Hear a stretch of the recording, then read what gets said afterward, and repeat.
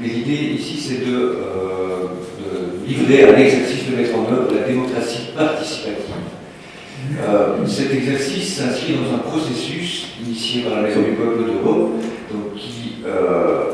la Maison du Peuple d'Europe, qui propose une formation permanente en lobbying citoyen.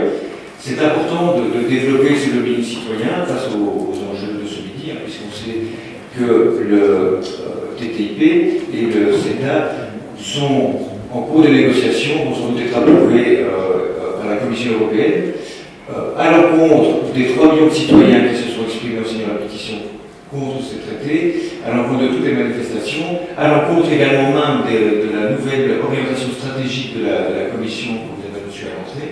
Et donc, si la Commission va dans ce sens-là, c'est parce qu'il y a de gros lobbying du côté du monde industriel et multinational, des groupes financiers. Donc, nous n'avons pas les mêmes moyens, mais c'est important d'opposer à ce lobbying-là un lobbying citoyen. Et donc, ce midi, nous sommes tous citoyens ici, tous citoyens électeurs, certains sont en plus citoyens élus, mais nous parlons tous en tant que citoyens. Nous allons, et donc je disais que ce midi s'inscrit dans un processus, donc la Maison du Peuple a organisé des formations sur ces traités pour les décortiquer.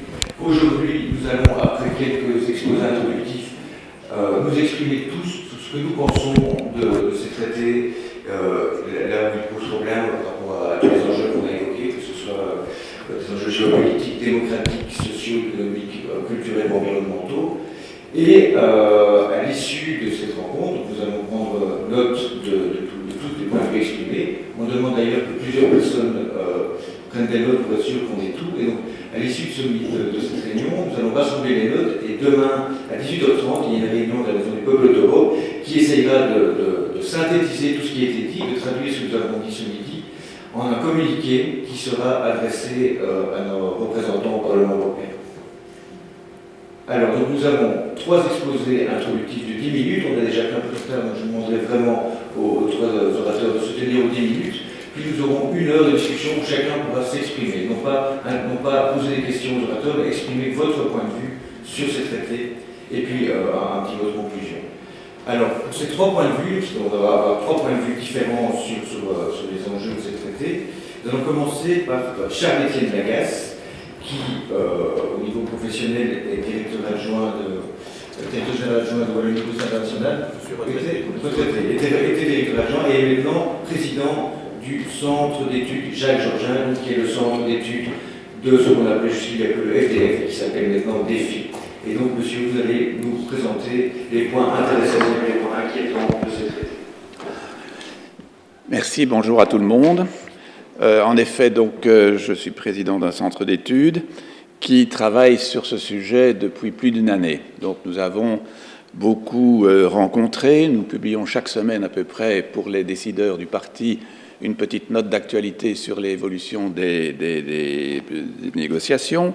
Nous avons organisé le 30 septembre un colloque. Nous avons rencontré la commissaire européenne et nous préparons une publication synthétique. Donc, je vais vous dire que le sujet nous préoccupe. Et je voudrais le placer dans le contexte de notre approche programmatique, pas utiliser le mot idéologie, mais enfin c'est par rapport à nos valeurs. Donc notre parti est défenseur fédéraliste européen, quand dans le mot défi il y a fédéraliste européen, et donc nous battons pour une Europe plus fédérale, mais indépendante, c'est-à-dire qu'elle ne soit pas systématiquement alignée par rapport aux États-Unis. Et qu'elle doit pouvoir, comme l'a dit M. Van der Malen, pouvoir se placer dans la nouvelle configuration des grandes puissances. Nous sommes également favorables à une agriculture durable, de qualité, capable d'exporter, et nous sommes très attentifs à la question des normes.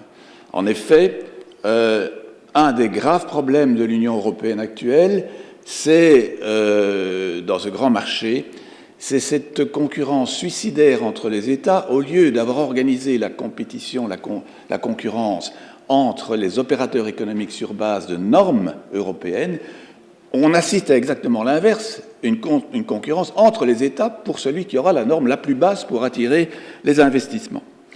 Donc, nous avons besoin de normes fiscales, sociales et environnementales et liées à la santé. Mais on ne remet pas en cause les avantages du commerce international.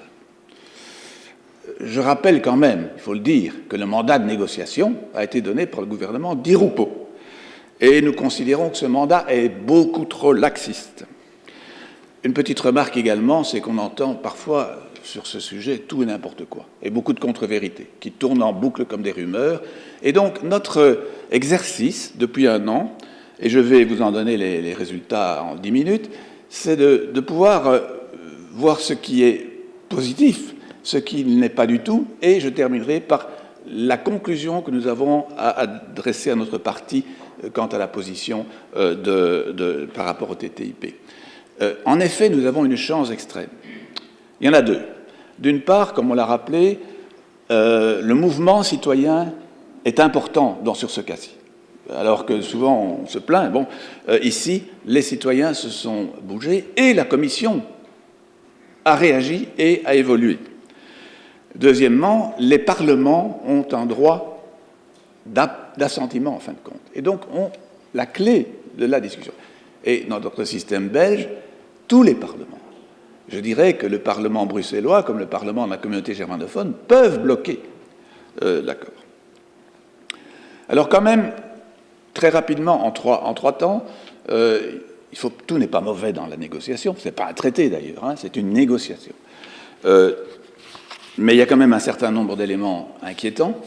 Et enfin, je terminerai par quelle est la position que nous proposons à notre parti. Bon, il faut quand même rappeler que la Belgique est très ouverte sur le monde et vit en bonne partie du commerce extérieur.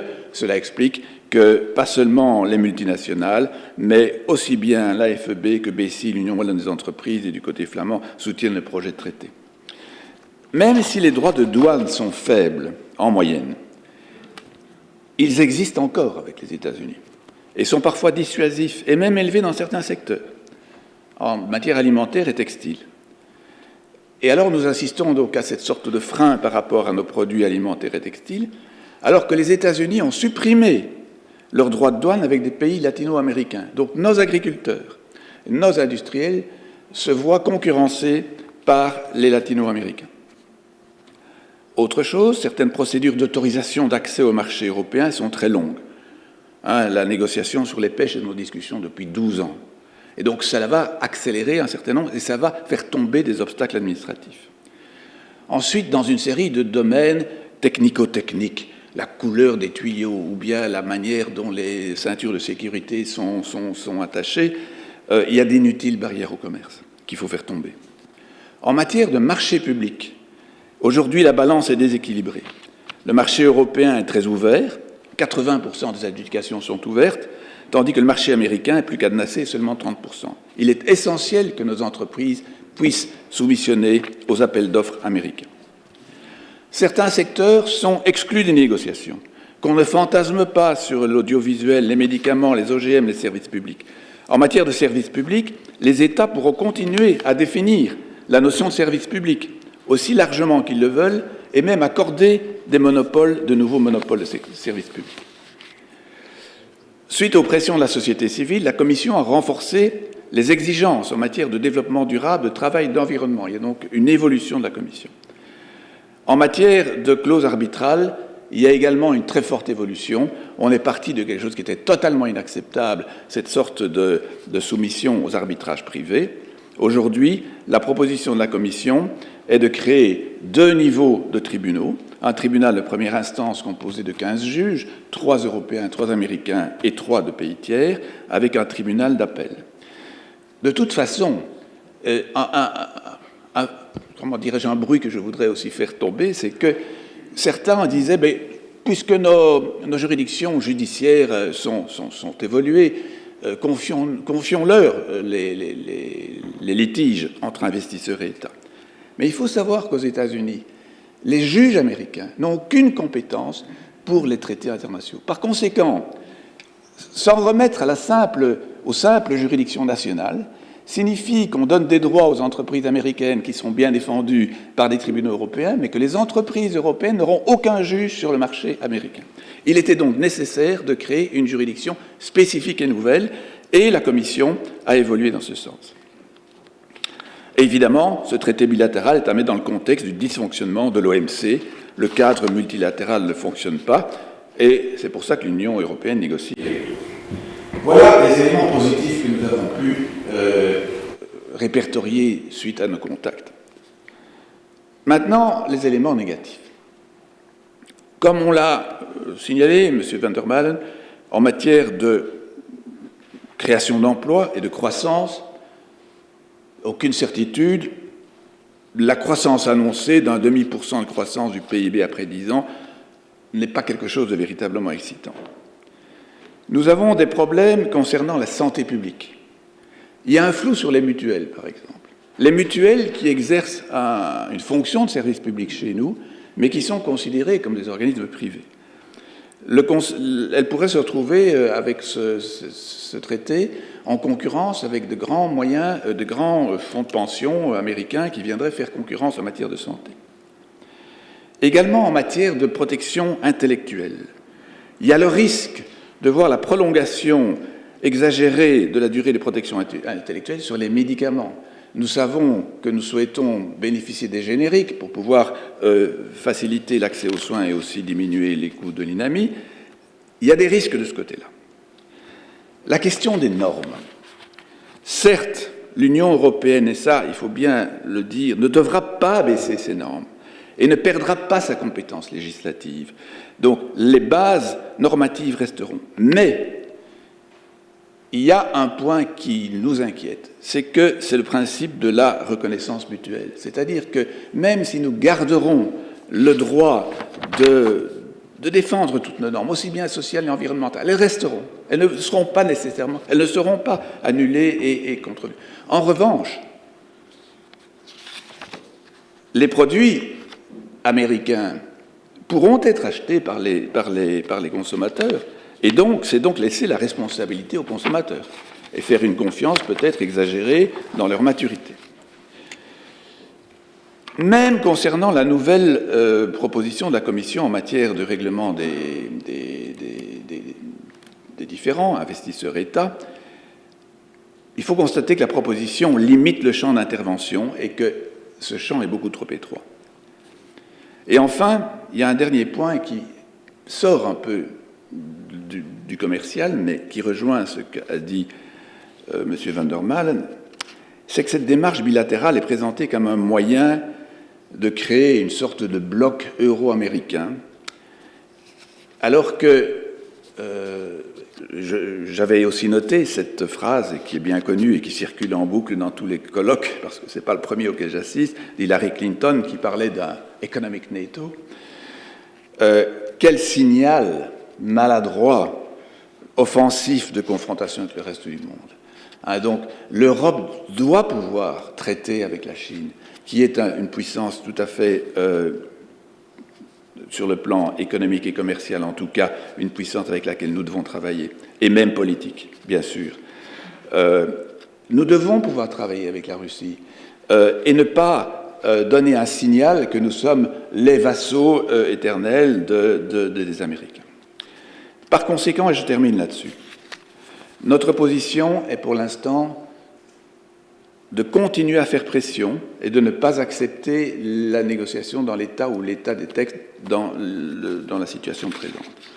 Nous ne pourrons proposer un vote positif que si un certain nombre de conditions sont respectées.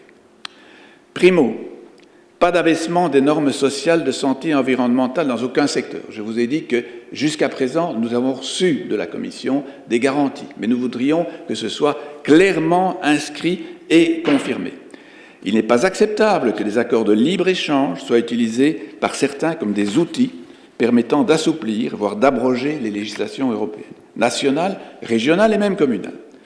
Chaque partie doit garder la possibilité d'instaurer des niveaux plus élevés de sécurité sociale, de santé, de sécurité et de protection de l'environnement, aux fins de parvenir à des normes communes plus élevées et ne remettant pas en cause les acquis communautaires, c'est le principe du standstill. Il faut par ailleurs confirmer les principes qui sous-tendent l'activité réglementaire de l'Union, comme les principes de précaution, le droit à la protection des données, le respect des préférences collectives, la multifonctionnalité de l'activité agricole et la subsidiarité. Et enfin, en matière de santé, il faut clarifier la question des mutuelles et la souveraineté quant au prix des médicaments. Voilà les conclusions. Donc, très résumé. Dans l'état actuel des choses, ce n'est pas acceptable, mais l'opinion publique ayant montré sa capacité à faire évoluer les positions de la Commission, ce n'est pas dit qu'au terme des négociations, il n'y aura pas encore une évolution. Mais donc, pour l'instant, notre parti, notre centre d'études en tout cas, recommande au parti de ne pas accepter l'état des négociations tel quel. Je vous remercie.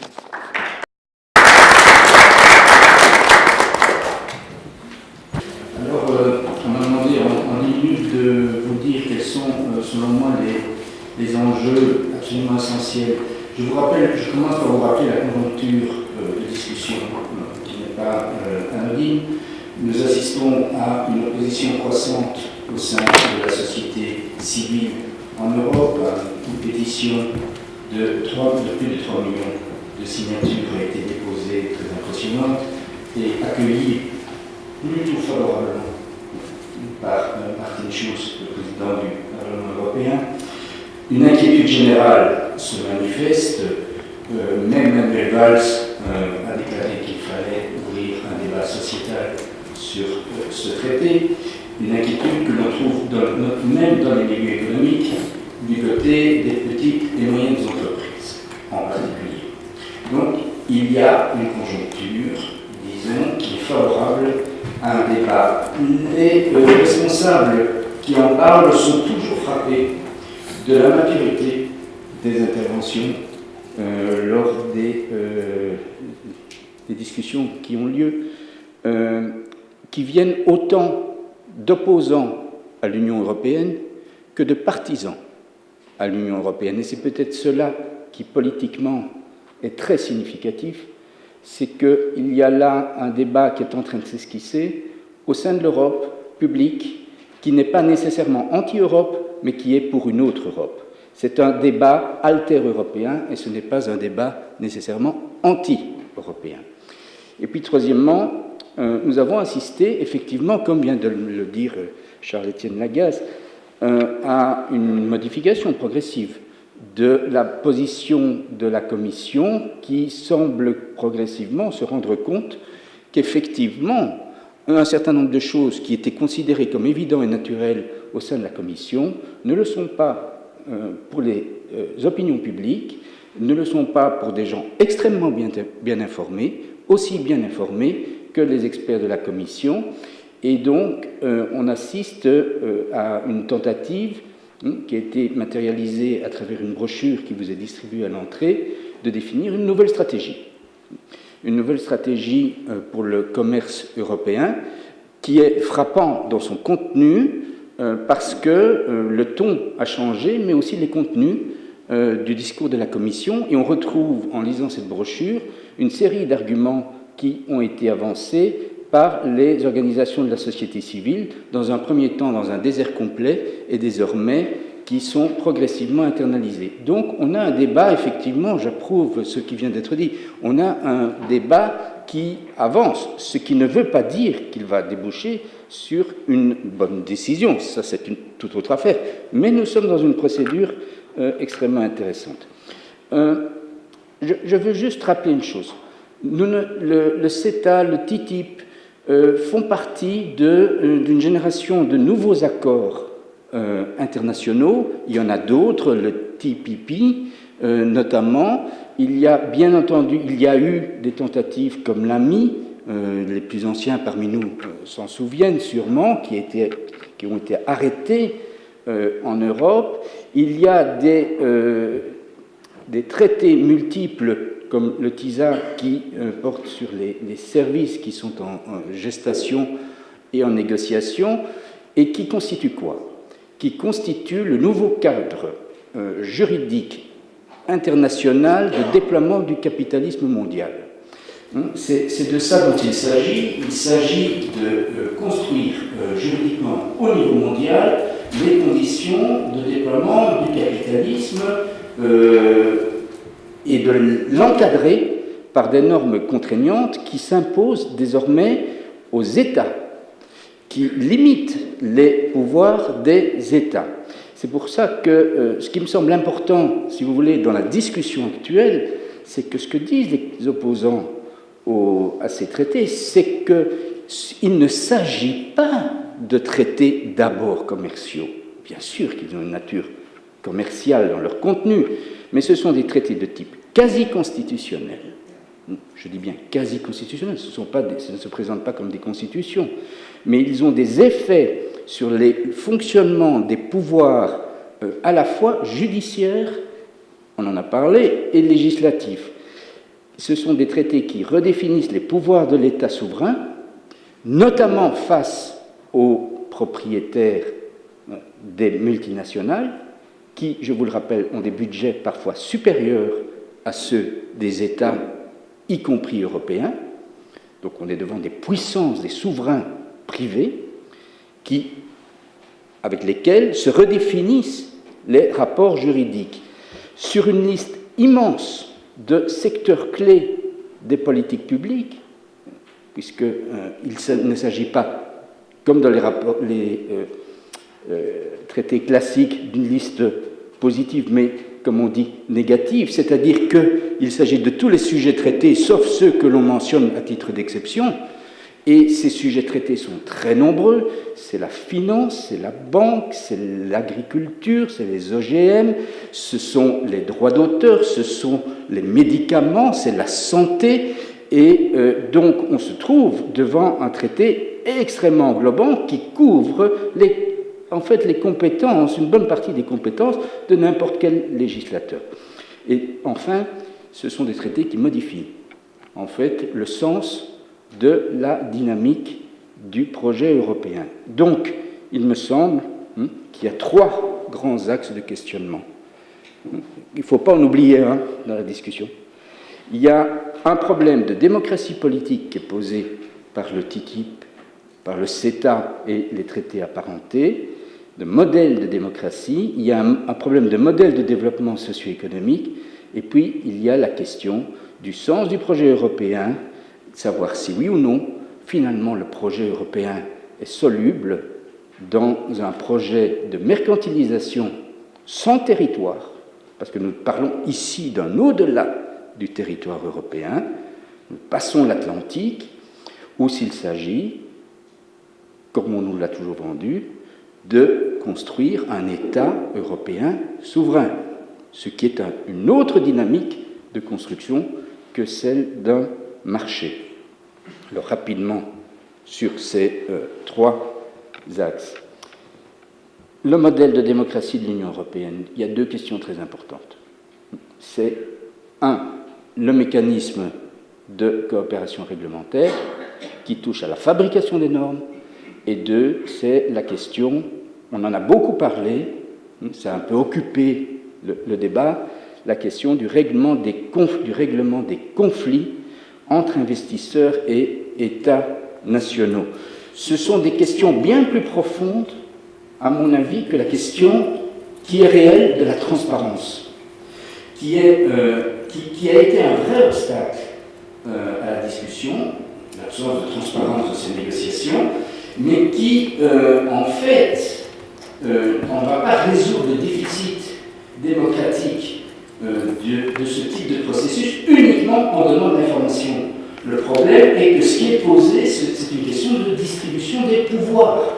Lorsque je lis la brochure de la Commission, le commerce pour tous, il y a un chapitre où il montre qu'il faut quand même quelque chose qui s'appelle « Introduire de la transparence ». Introduire de la transparence, mais la question, c'est bien celle de la distribution des pouvoirs. Transparence, d'accord, mais distribution des pouvoirs, c'est encore plus important. Les mécanismes de règlement... Alors, je vais passer vite sur les mécanismes de règlement des conflits, c'est-à-dire sur l'arbitrage, parce qu'on peut y revenir dans la discussion. C'est un des points qui a été extrêmement investi, et ce n'est peut-être pas le point le plus important. C'était le point par évidence où l'Union et le mandat surtout qui a été donné par les États européens aux négociateurs a fait preuve de le plus de, disons pour être gentil, il y a eu un comportement écervelé des parlementaires européens qui n'ont pas saisi de quoi il s'agissait dans cette affaire d'ASDS. Ils n'ont tout simplement pas saisi qu'il s'agissait de la création de tribunaux d'arbitrage privés, d'une justice qui est tout à fait déterritorialisée et qui progressivement tomberait aux mains de lawyers privés. Alors, il y a eu une offensive, ça a posé beaucoup de questions de garantie juridique, des questions de légitimité. Je garde cette question pour le moment, je ne veux pas mettre l'accent là-dessus ici. Ce qui me semble plus important, c'est l'autre aspect qui jusqu'ici a été peu discuté du projet, à savoir la coopération réglementaire. La question fondamentale, me semble, je la formule de la façon suivante, quelle est la justification que peut donner un État démocratique souverain à l'implication systématique, puisqu'il est prévu des consultations avant toute prise de directive, à l'implication d'un gouvernement étranger, à savoir ici les États-Unis ou le Canada, dans la fabrication des normes propres à l'Union européenne. Quelle peut être, on ne parle pas ici de politique et d'opportunité, bien sûr qu'un législateur intelligent cherche à avoir des sources, mais là, il s'agit d'imposer systématiquement une obligation de demander un avis à des gouvernements étrangers. Franchement, sur le plan du concept de souveraineté, cela me semble indéfendable. Deuxièmement, le vrai problème qui se pose est en revanche un problème de démocratie interne au sein de l'Union. Au niveau de la démocratie interne, alors on institutionnalise des discussions avec un gouvernement étranger, on sous-institutionnalise la discussion avec la société civile organisée qui, elle, est laissée à la libre appréciation.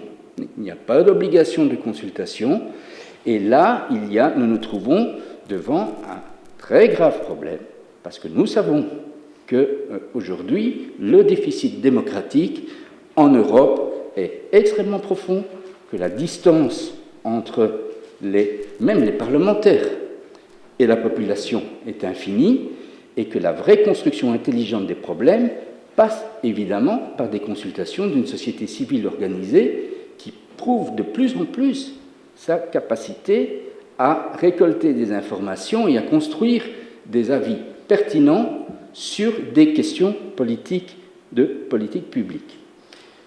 Ça renvoie, deuxième axe, à la question du modèle de développement socio-économique. Bien entendu qu'il y a dans la construction même TTIP, c'est un privilège qui est donné par l'Union à la dimension socio-économique, commerciale de nos sociétés, qui témoigne d'une pensée extrêmement utilitariste, d'une perception non sélective de la croissance. Personne n'est contre la croissance, mais la croissance peut produire le pire comme le meilleur et peut passer par une économie verte comme par une économie polluante, par une économie qui écrase les droits sociaux comme par une économie qui ne l'écrase pas. Donc il y a une question de sélectivité des modalités, de la finalité de la croissance qui n'est même pas abordée dans le mandat qui a été donné de négociation sur le TTIP ou sur le CETA, à l'heure où les gouvernements se pressent pour assister à la COP21, j'avoue que cela me sidère. Littéralement, on est devant une espèce de schizophrénie où on donne des mandats pour une croissance débridée à la division commerce et où on envoie la division écologique faire de la représentation à Paris. Il y a de vrais problèmes. Troisièmement, et je termine là-dessus, la question du projet européen. C'est la vraie question. On vient de le rappeler, en fait, il s'agit bel et bien d'une opération qui dépasse le commercial, puisqu'il s'agit de fabriquer, de donner naissance à des blocs commerciaux et économique, USA versus Chine et Russie dans un monde multipolaire. Est-ce vraiment l'intérêt d'une Europe indépendante qui doit se déterminer sur de multiples enjeux, notamment avec un Proche-Orient tout proche, ce qui n'est pas le cas des États-Unis, bien entendu. Est-ce vraiment l'intérêt de l'Europe de se mettre systématiquement, de nouveau, en couple avec les États-Unis? Je pense qu'on se trouve là véritablement devant un changement de cap possible. C'est ça que nous devons décider, voir si nous l'approuvons ou non, du processus de convergence.